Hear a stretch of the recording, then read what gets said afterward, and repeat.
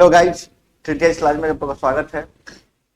UPSC की जो PYQ analysis चल रही थी उसकी अगली कड़ी है और मरणोत्तर काल का पार्ट 2। पहले कम पार्ट में कुषाण वंश, शक वंश में विदेशी आक्रमणकारी जो आए थे उनके बारे में पढ़ा है, खासकर खनिज पे ज्यादा फोकस किया। इस काल में हम स्थानीय जो राजवंश थे यानी मौर्य के बाद जो राजवंश स्थापित हुए, मरणोत्तर में शुंग वंश, कन्नौज वंश, सातवाहन वंश, उस पर हम चर्चा करें। एंशिएंट हिस्ट्री का टॉपिक है, इसके पहले की वीडियो डली हुई है, आप वहां पे देख सकते हैं। निम्नलिखित में अन्य कौन तीन के समकालीन नहीं थे? तीन के समकालीन नहीं थे, नहीं, not other three, was not other three contemporary of the India. Bimbisara, Gautam Buddha, Milind, Prasenjit. Milind जो था अंत इनके समकालीन नहीं थे। ठीक है, आपको याद होगा गौतम बुद्ध की हम चर्चाएं कर रहे थे, गौतम बुद्ध के बारे में, तो हम हर एक वंश में बिंबिसार की चर्चा की थी। और कहा मगध वंश, तो मगध वंश में बिंबिसार, गौतम बुद्ध और ये कौशल प्रसेनजीत समकालीन थे। प्रश्न वहां का होना चाहिए था, प्रश्न आ गया है तो मैं बता देता हूँ। और मिलिंद जो है मरणोत्तर कालीन है। तो ये तीन समकालीन थे, ये तीन समकालीन नहीं।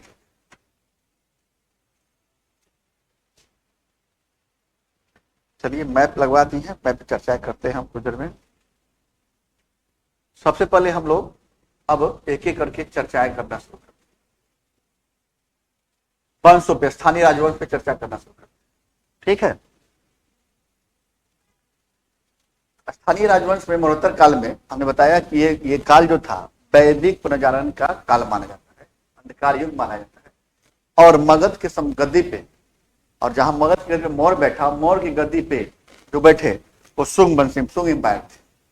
तो शुंगा एम्पायर का जो क्षेत्र था, देख सकते हैं आप, शुंगा एम्पायर का जो क्षेत्र था वो आप देख सकते हैं, ये प्रक्षेत्र था शुंगा एम्पायर। सबसे पहले जानेंगे। और नीचे सातवाहन एम्पायर।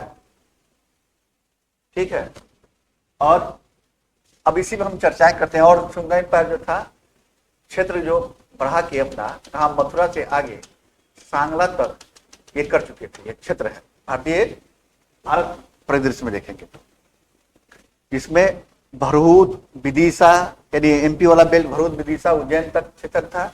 इधर पूरा मगध का बेल्ट था, बिहार और पश्चिम बंगाल का कुछ क्षेत्र, प्लस साथ में आप देखेंगे तो उत्तर प्रदेश, पश्चिमी उत्तर प्रदेश में जो ब्रजमंडल क्षेत्र था, मथुरा से आगे तक का क्षेत्र, ये इनके बेल्ट शुंगा एम्पायर के बेल्ट। सबसे पहले आप जानेंगे कि शुंग वंश के बारे में जानते हैं। शुंग वंश के बारे में जानते हैं। देखिए शुंग वंश मरणोत्तर काल में कुछ स्थानीय शासक बैठे, उनके बारे में जानते हैं। शुंग वंश कौन थे, शासन कब शुरू किए, शुंग वंश का शासन कब शुरू हुआ, ये देखना है। पहले संस्थापक कौन था? शुंग वंश वाले ब्राह्मण परिवार से आते थे। अब जो है ब्रह्मवादी तत्व निकल के आया। अभी तक जो भी शासक हुए बौद्ध धर्म को सबसे अधिक क्या किए, संरक्षित किए, मगर ब्राह्मण परिवार से निकल के आने के बाद ये वैदिक धर्म के प्रति, वैदिक पुनर्जागरण के प्रति ज्यादा लगाव महसूस किया। और इसका संस्थापक था पुष्यमित्र शुंग। कौन था? पुष्यमित्र शुंग। पुष्यमित्र शुंग। ये हमने बताया था, शुरू में ही बताया था, पुष्य गलती खा गया, पुष्यमित्र शुंग। हाँ, हमने बताया था ये अमात्य था। किसका? ये अमात्य था। किसका? मौर्य साम्राज्य के अंतिम शासक थे नागदर्शक, उन्हीं का ये अमात्य था। उनकी हत्या करके एक नए राजवंश की स्थापना किया, पुष्यमित्र शुंग की स्थापना की। अंतिम मौर्य साम्राज्य जो था बृहद्रथ की हत्या करके ये एक नए राजवंश की स्थापना किया जिसका नाम था पुष्यमित्र शुंग। ठीक है, और ये ब्राह्मण परिवार से था। इसके बाद ये घटना कब की है? 185 ईसा पूर्व की घटना है, ये पुष्यमित्र शुंग ने स्थापित की। अब हम लोग चर्चा करेंगे पुष्यमित्र शुंग के बारे में चर्चा करेंगे। ठीक है, इसको कलर को चेंज कर लेते हैं। पुष्यमित्र शुंग के बारे में चर्चा करेंगे, यहाँ चर्चा करना शुरू करते हैं। इसकी राजधानी कहाँ थी? पाटलिपुत्र, जो राजधानी हुआ करती थी मौर्य साम्राज्य की, पाटलिपुत्र। राजधानी पाटलिपुत्र हुई। इनके दरबार में जो राज पुरोहित थे वो कौन थे? पतंजलि। राज पुरोहित दरबार में थे, राज्य पुरोहित वो थे पतंजलि। क्या नाम था? पतंजलि। और पतंजलि ने एक महाभास लिखा था, जो टीका था। क्या था? महाभास जो लिखे थे वो टीका थे। क्या टीका था? ठीक है, महाभास नामक टीका लिखा था, व्याकरण संबंधी टीका था महाभास। इसके बाद इसी समय और इसी महाभास में यवन आक्रमण की जानकारियां मिलती है। यवन आक्रमण, इंडो ग्रीक आक्रमण की अभी बात किए हैं, यवन आक्रमण की जानकारी मिलती है महाभास के टीके। ठीक है, और यवन आक्रमण की और जानकारी कहां से मिलती है? तो गार्गी संहिता से, मालविका अग्निमित्रम से। ठीक है, ये सब जानकारियां मिलती है। इसके उत्तराधिकारी अब ये सुंगों पे पराजित। अब क्या हुआ, आप कहानी सुन लीजिए कि इनके समय में सुंगों पर यवनों का विजय। सुंग जो थे यवन आक्रमणकारी आए तो सुंग ने यवन पे विजय किया। और इसकी जानकारी जो मिलती है हमें अयोध्या अभिलेख से मिलता है। कहां से? अयोध्या अभिलेख से यवन पे विजय की जानकारी मिलती है, अयोध्या अभिलेख से मिलती है। धनदेव का, किसका था ये? धनदेव का अयोध्या अभिलेख था, उससे हम लोग को जानकारी मिलती है, धनदेव। और इसी के समय ये उत्तराधिकारी जो हुए, अब उसके उत्तराधिकारी पर चर्चा हम लोग कर लेते हैं। इसके बाद इसने विदर्भ के शासक यज्ञसेन को भी पराजित किया था और विदर्भ विजय किया था। यज्ञसेन, अभी फिगर पे हम आ जाते हैं। विदर्भ रीजन जो था, विदर्भ का रीजन, ठीक है, विदर्भ रीजन पे इसने यज्ञसेन को पराजित करके और उस पे विदर्भ रीजन पे वो शासन करना शुरू कर दिया। भरूत स्तूप की चर्चा मैं करता हूं तो पुष्यमित्र सुंग ने भरूत स्तूप का भी निर्माण कराया था। पुष्यमित्र सुंग ने इसका जीर्णोद्धार कराया था, भरूत स्तूप का जीर्णोद्धार कराया था। और सांची में जो स्तूप थी उसमें लकड़ियों का जो है घेरा लगवाया था। नहीं, सांची स्तूप में पत्थर की वेदिका लगवाया था। तो सांची स्तूप में पत्थर की वेदिका भी पुष्यमित्र सुंग द्वारा लगवाया गया था। सांची स्तूप, ये सुंग के बारे में जानकारी मिली। इसके बाद इसके उत्तराधिकारी कौन कौन हुए उस पर जानकारी लेते हैं। इसमें 10 शासक हुए, टोटल 10 शासक हुए, 112 वर्ष तक शासन किया। इसके उत्तराधिकारी हुए अग्निमित्र। और अग्निमित्र आते ही एक किताब का नाम आता है कालिदास कृत मालविका अग्निमित्रम, जिसमें मालविका जो थी, मालविका अग्निमित्रम नाम होता है, यानी अग्निमित्र की चर्चा होती है, राजा अग्निमित्र की चर्चा होती है। और मालिका जो थी राजकुमारी मालविका और अग्निमित्र की चर्चा होती है। इसमें मालविका अग्निमित्रम जो कालिदास द्वारा लिखी गई थी, अग्निमित्रम जो कालिदास द्वारा कृत थी, कालिदास की थी, इसमें मालविका राजकुमारी अग्निमित्र की प्रेम ग्रंथ की चर्चाएं मिलती है। इसका उत्तराधिकारी अग्निमित्र था। इसका हुआ उत्तराधिकारी कौन? वसुमित्र इसका उत्तराधिकारी हुआ, जो यवनों को पराजित किया था। यवनों को भी पराजित किया था इसने, वो पराजित किया था वसुमित्र, यवनों को पराजित किया था वसुमित्र। इसके बाद मिलते हैं। इसके बाद आते हैं कौन? भागभद्र। और हम भागभद्र की चर्चा कर चुके हैं। आपको याद होगा कि जो यवन शासक थे, यूक्रेटाइस वंश के एक प्रतापी शासक था एंटियोलकस प्रथम। एंटियोलकस किट्स जो था वो क्या था? एंटिलोकस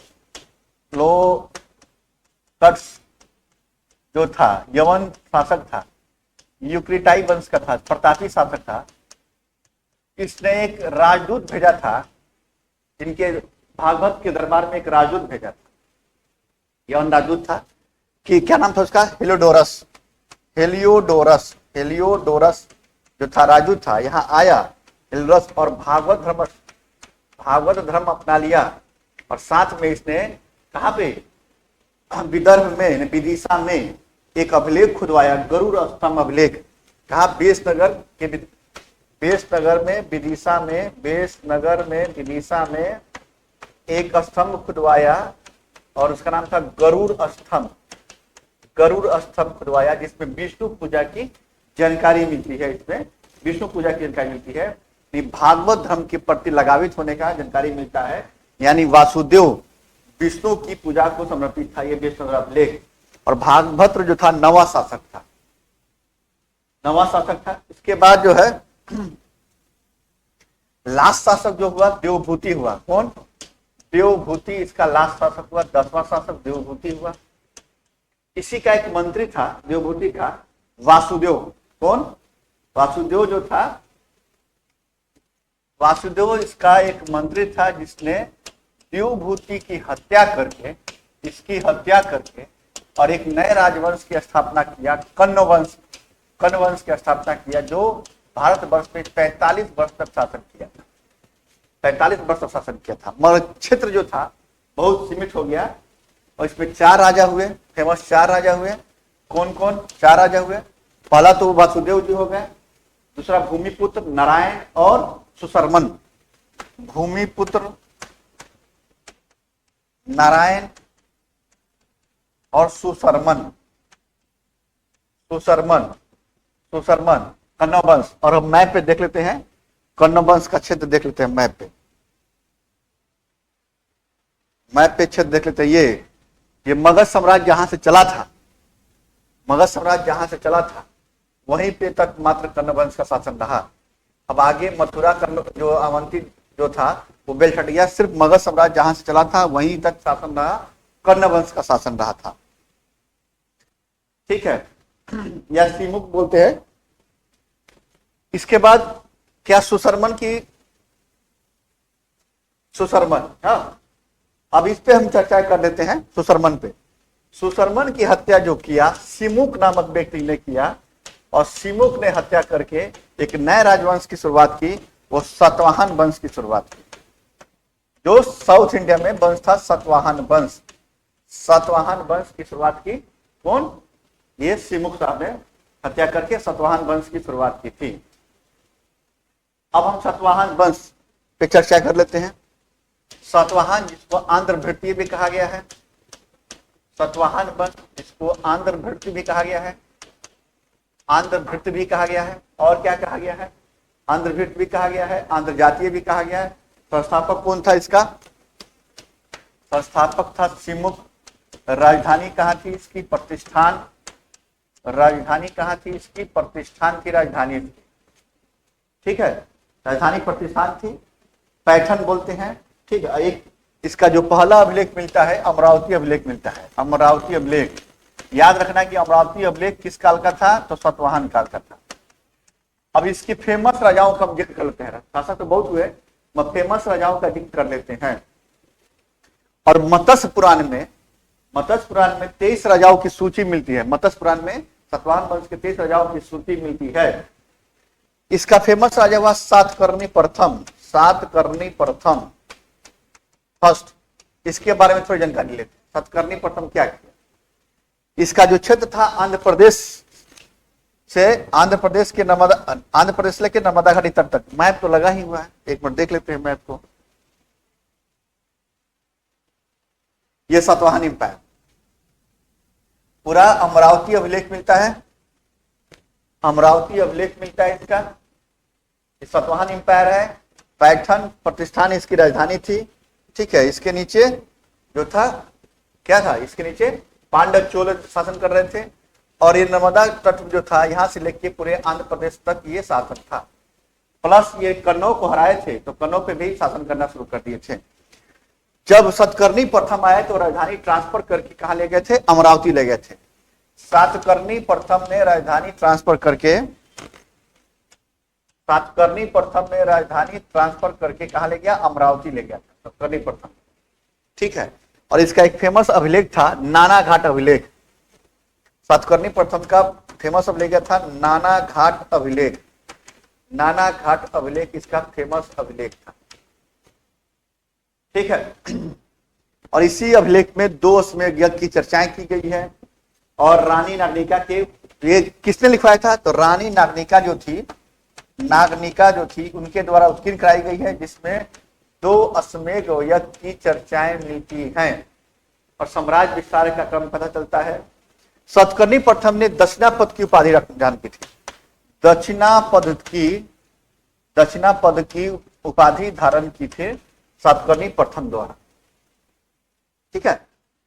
उसके बाद नानाघट अभिलेख में क्या मिलते सूचना, तो भूमिदान का पहला अभिलेख के साक्ष्य मिलता है। भूमिदान का जो पहला साक्ष्य मिलता है, भूमिदान का जो पहला अभिलेख मिलता है, साक्ष्य मिलता है, वो नानागढ़ अभिलेख से मिलता है। ठीक है। और इसके समय में मालवा शैली की जो है मुद्राएं स्थापित की गई थी, जो गोल मुद्राएं थी, और पत्नी के नाम पे रजत मुद्राएं अंकित भी कराया था। ये पत्नी के नाम पे रजत मुद्राएं भी अंकित कराया था इन्होंने। उसके बाद हाथी गुफा अभिलेख, नानाघाट अभिलेख सब सातकर्णी प्रथम के समय था। नानाघट अभिलेख में ही भूमिदान की मिलती है। मालवा शैली में मुद्राएं स्थापित की थी, जो गोल शैली की थी। पत्नी के नाम पे रजत मुद्राएं स्थापित की थी, ये इनके समय थे। अब इसके समय का एक फेमस शासक हुआ हाल फेमस शासक हुआ। इसकी एक पुस्तक है गाथा सप्तशती। क्या गाथा सप्तशती? गाथा सप्तशती एक फेमस ग्रंथ है जो प्राकृत भाषा में लिखी गई थी, हाल द्वारा लिखी गई थी। गाथा सप्तशती प्राकृत भाषा में लिखी गई थी। एक विद्वान भी था और राजा भी था। इसके दरबार में दो विद्वान रहते थे, एक गुनाट रहते थे।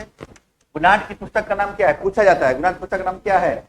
बृहद कथा और पैसा संस्कृति। बृहद कथा और पैसा संस्कृति, गुनाट यानी बृहद कथा, उसके पुस्तक का नाम था बृहद कथा। और एक जो था विद्वान रहता था सर्वकर्मन। क्या नाम था उसका? सर्वकर्मन, सर्ववर्मन उसका नाम था, जो कातंत्र नामक संस्कृत व्याकरण लिखा था। सर्ववर्मन जो था कातंत्र नामक संस्कृत व्याकरण लिखा था। इनके दरबारी कवि थे। हाल के बाद जो शासन करने आए गौतमीपुत्र सतकर्णी, जो फेमस शासक हुए, गौतमीपुत्र सतकर्णी जो फेमस शासक है, उनके बारे में जानते हैं।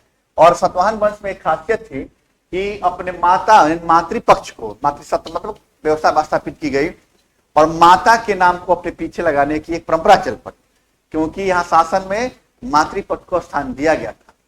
तो गौतमीपुत्र सतकर्णी, सात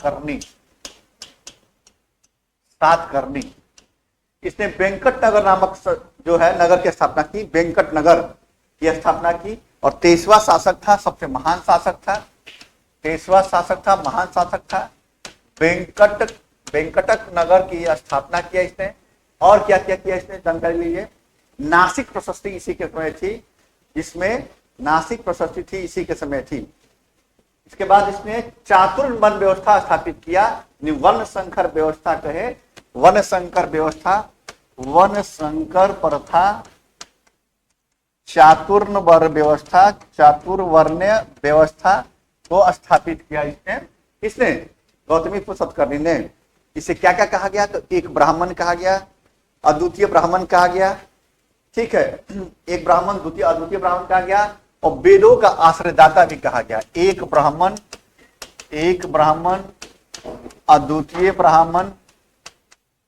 अद्वितीय ब्राह्मण और वेदों का आश्रयदाता भी कहा गया था। वेदों का आश्रयदाता भी कहा गया था।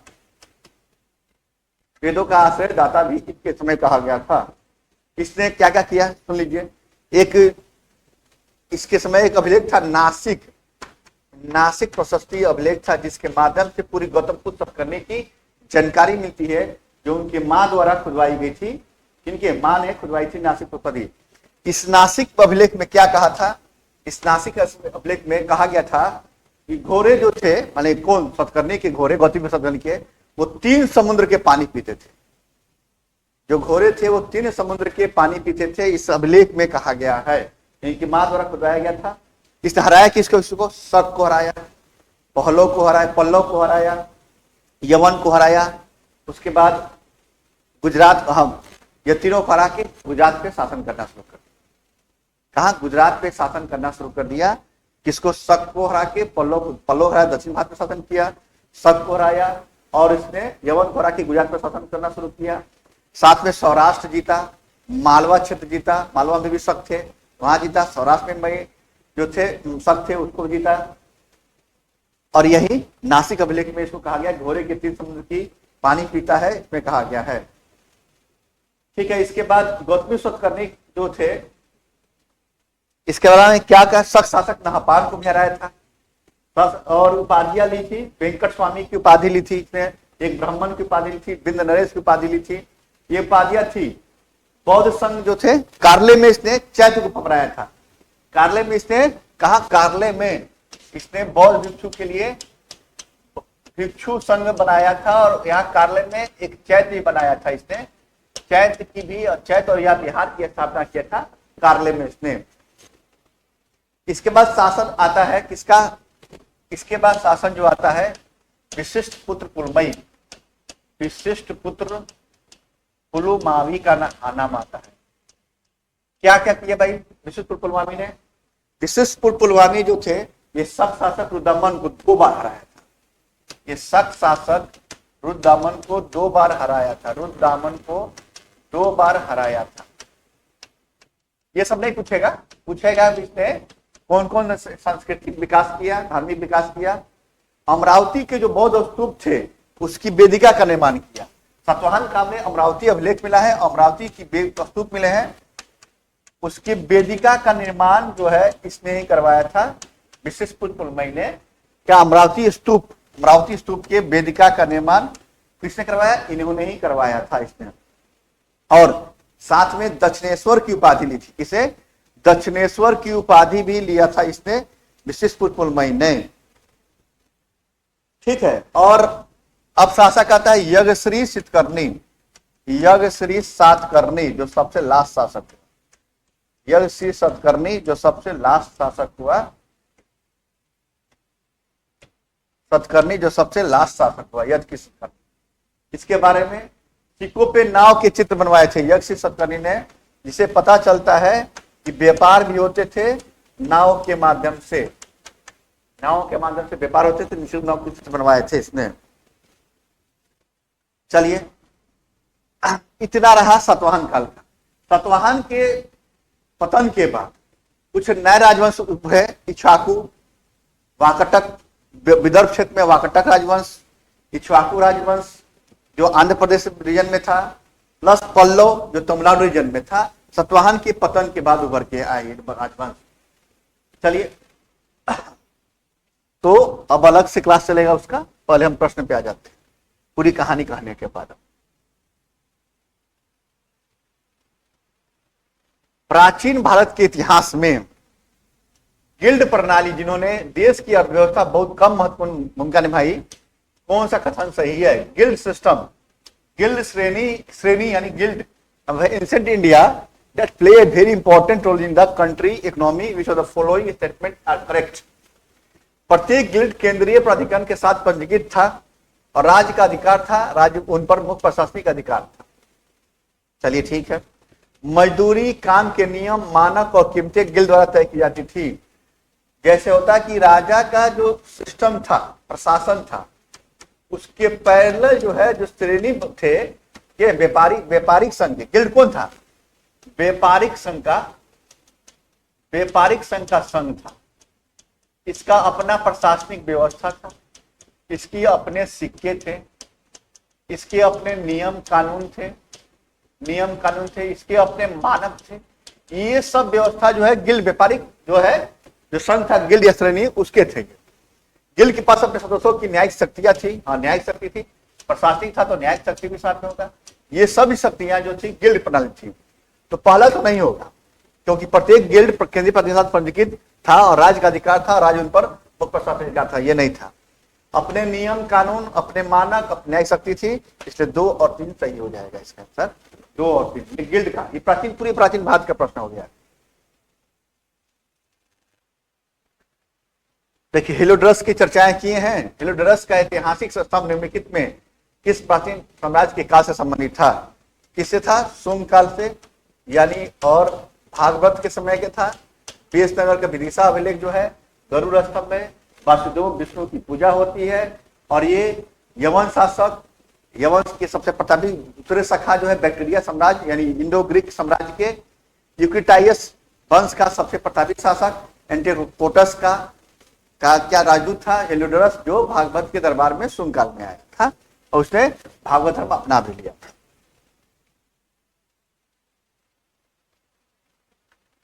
अब देखिए यहां जो प्रश्न है, हमने कहा था नहीं, कला पे हम थोड़ा चर्चाएं करेंगे। कला क्या है, कला क्या में नहीं है, उस पर हम चर्चाएं कर लेते हैं। कला के बारे में, कला जो था, गंधार कला और मथुरा कला, इसी पे प्रश्न सबसे अधिक बनेंगे आपके। तो गंधार कला और मथुरा कला विद्यालय के निम्नलिखित कथन विचार के। Consider the following statement regarding the Greek, Gandhara and Mathura school of art. Gandhara कला विद्यालय होलिस्टिक शैलियों में काफी प्रभावित था, जबकि मथुरा विद्यालय प्राकृत में अधिक स्वदेशी था। गुड। गंधार शैली जो था, इधर देख लेते हैं, गंधार शैली क्या कर लेते हैं। गंधार शैली किसका मिश्रण था? तो इंडो ग्रीक यानी यूनानी प्लस भारतीय शैली का मिश्रण था। और इंडो ग्रीक में कौन? हेलोनिस्टिक कला का और भारतीय कला का, भारतीय शैली का यह मिश्रण था गंधार शैली। गंधार शैली किसका? इंडो ग्रीक एंड भारतीय शैली का मिश्रण था। ठीक है। इसमें क्या होते थे? इसमें ग्रे जो होता था, ग्रे सिस्ट या स्टुको से बनी होती थी। ग्रे सिस्ट, ये मूर्तियां हैं, इसमें मूर्तियां बनाई गई थी। किसमें? ये मथुरा कला जो है और गंधार कला शैली में बुद्ध की मूर्तियां जो बनाई गई, कनिष्क काल में सबसे अधिक बनाई गई थी। और बुद्ध की मूर्तियों में महायान बौद्ध धर्म को जब प्रसार देंगे तो बुद्ध की मूर्तियां बनेंगी, बुद्ध बोधिसत्व की मूर्तियां बनेंगी। तो बुद्ध की मूर्तियां जो बनाई गई वो शैली के रूप में हेलेनिस्टिक काल में हुई थी। और जो बुद्ध की मूर्तियां बनाई गई ग्रे स्टेट, क्या ग्रे स्टोन से बनाई गई थी? नहीं, ग्रे सिस्ट से बनाई गई थी। ग्रे सिस्ट से बनाई गई थी। इसका चित्रण कैसा था? यथार्थवादी था। कैसा चित्रण था? यथार्थवादी था। चित्रों में क्या मिलता था? यथार्थवादी मिलता था चित्रों में। क्या भाई यथार्थवादी क्या है? कंडीशन है, ठीक है। और इसमें यथार्थवादी में क्या है कि मूर्तियां जो बनती थी महात्मा बुद्ध की, वो क्या थे? लहराते हुए बाल, लहराते हुए बाल, लिपटे वस्त्र, यानी वस्त्र जो थे शरीर से पूरे लिपटे वस्त्र थे, यथार्थवादी भाव। और इसमें पेशीय काया दिखाया जाता था कि पूरा हस्त पुष्ट पेशीय काया टाइप है। तो इसमें बुद्ध, बोधिसत्व और स्तूप और बौद्ध की प्रतिमा विज्ञान के रूप से जुड़ी हुई थी। ये गंधार शैली। जो मथुरा शैली की बात करेंगे तो ये प्राकृति, मथुरा शैली में भी मूर्तियां बनाई गई है। तो मथुरा से मूर्तियां जो बनाई गई है वो स्वदेशी थी, स्वदेशी थी। इसमें किसी कला का मिश्रण नहीं था। इसमें मिर्जापुर से लाई गई लाल बलुआ पत्थर का प्रयोग किया गया था। लाल बलुआ पत्थर का प्रयोग किया गया था। लाल बलुआ पत्थर प्रयोग किया गया था। और इसमें सिर्फ बुद्ध की मूर्ति ही नहीं बनाई गई, साथ में हिंदू देवी देवता है, बहुत से हिंदू देवी देवताओं की मूर्तियां बनाई गई। जैसे शिव, हिंदू देवी देवताओं की मूर्तियां बनाई गई, जिसमें देवी देवताओं, जिसमें शिव और विष्णु की भी मूर्ति बनी थी। साथ में बौद्ध की भी मूर्ति बनी थी, बौद्ध की भी मूर्तियां बनाई गई थी, बौद्ध बोधिसत्व की भी मूर्तियां बनाई गई थी और निर्मित की गई थी। इसमें क्या था कि आध्यात्मिक तरीके से दिखाया गया था, आध्यात्मिक तरीके से भारतीय रूप से चित्रित किया गया था मूर्तियों को। इसमें क्या था? घुंघराले बाल है, ठीक है, शांत भाव थे, घुंघराले बाल, काया पेशीय कायाकल्प नहीं दिखाया गया था, चौड़ी छाती, साधारण कपड़े, दिव्य भाव, ये सब दिखाया गया मथुरा कला शैली में। ये सारी चीजें दिखाई गई थी। अब आते हैं प्रश्न पे हम। यानी गंधार की मूर्तियां मुख्य रूप से लाल बलुआ पत्थर नहीं, ये ग्रे था, ग्रे से बनते थे गंधार की मूर्तियां। और मथुरा की मूर्तियां बनती थी लाल बलुआ पत्थर थे। तो दूसरा कंसेप्ट, मथुरा कला विद्यालय से विशेष रूप से हिंदू देवी देवताओं की मूर्तियां बनाई गई थी, जबकि गंधार बौद्ध में बौद्ध मूर्तियां विज्ञान से जुड़ी हुई थी। सही है। यानी मथुरा कला में सिर्फ हिंदू नहीं, हिंदू देवी देवताओं के अलावा, शिव विष्णु के अलावा बुद्ध की मूर्तियां बनाई गई, बोधिसत्व की मूर्तियां बनाई गई। तो ये भी कंसेप्ट गलत है। मूर्तियां तो बनी दोनों की। गंधार विजय में विद्यालय में एक गंधार क्लास बोलते हैं, गंधार स्कूल, गंधार क्लास शैली का, बुद्ध की छवि में लहराते हुए बाल दिखाए गए, लिपटे वस्त्र दिखाए गए, यथार्थवादी भाव दिखाया गया। जबकि मथुरा विद्यालय में बुद्ध को अधिक आध्यात्मिक रूप से दिखाया गया। ये बात सही है। तो इसका आंसर क्या हो जाएगा? केवल 1, 2, 3, केवल 2 युग्म सही है, 1 नंबर और 4 नंबर युग्म सही है। ये गंधार शैली मथुरा शैली में विशेष अंतर है, याद रखिएगा कि कौन शैली कहां से ली गई है, कौन शैली स्वदेशी है, कौन प्रत्यात्मक है, कौन यथार्थवादी है, कौन प्राकृतिक दृश्य को चित्रण करता है, किसमें किसकी मूर्तियां बनी है, कौन किस पत्थर का उपयोग किया गया है, छवि कैसा दिखाया गया है, शांत भाव है या कपाट भाव है, ये सब चीजें ने बताया अभी। तो ये याद रखिएगा, इससे प्रश्न बनते ही बनते हैं। चलिए मिलते हैं नेक्स्ट क्लास में। जय हिंद, जय भारत।